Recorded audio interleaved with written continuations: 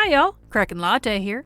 Since I've done a few videos mentioning that I have a personal guild bank, it'd probably be helpful for me to show you how to actually start one, since it is a very integral part of how I play the game. That's what we'll cover in this guide: how to start your own personal guild bank. First off, you can do this on any level of character. I'm doing it on a level 10, just because.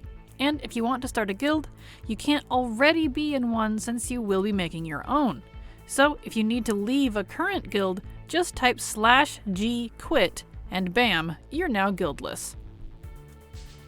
Now, you need to go talk to a specific NPC with the Guild Master title.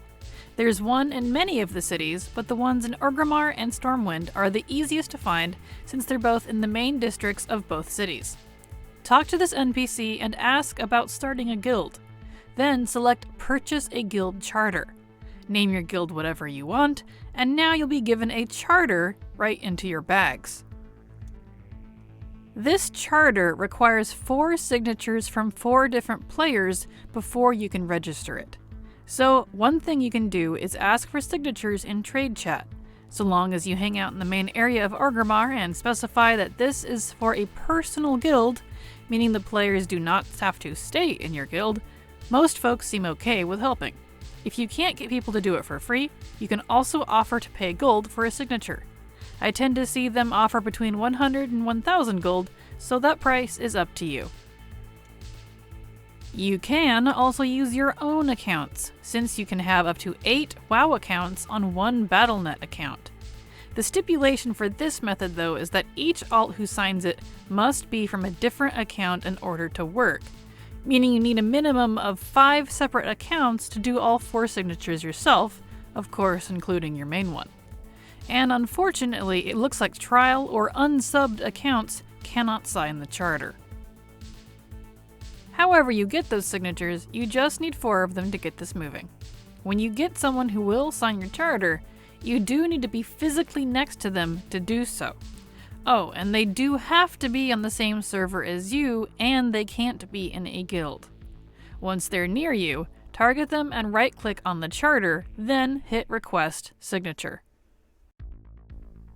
The player will have a screen pop up asking them to sign it, and if they accept, you've got a signature.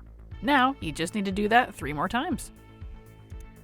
Once you have a full charter, take it back to that Guildmaster NPC, ask about starting a guild, and then choose Register Guild Charter. Bam! You've now got a guild. Now thank the other players if they're on, as they are automatically in your guild, and you can now kick them out. Unless they're your best friends or your ults, you won't want them in your personal guild. You can also make a guild crest now, which is what will show up on anything that has your guild's crest as the art.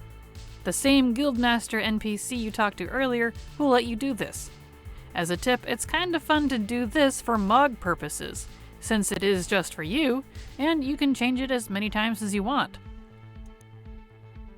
Now that you've got your guild made, any players kicked, and your crest made, let's take a look at a couple of other things you need to do for setup. First, tabs. You can have up to 8 total guild bank tabs. The first 6 cost several thousand gold total, and can be bought by your GM character directly in the guild bank interface. The 7th tab can be bought from the guild vendor, which is an NPC found not far from the guildmaster you talk to start the guild. This tab costs a whopping 10,000 gold and requires you, the guildmaster, to be friendly with your own guild. And the mighty 8th tab requires the Stay Classy achievement, which requires you to have every single class race combo in your guild at max level with at least honored reputation. That one's a lofty goal, so don't worry about getting that unless you're a bit nuts like me. Once you've got your tabs figured out, now let's look at guild ranks and permissions. Since this is just for you, you don't need to worry about making sure people don't ninja your loot. So I recommend setting all permissions for everything to as high as possible with as few ranks as possible, to allow any ults you put into this guild to use it just like your Guildmaster character with no issues. No reason to put restrictions on yourself. And now you're pretty much good to go. Nice and simple, right? You can add in alts or choose to leave just this one character to manage this guild. Both work just fine.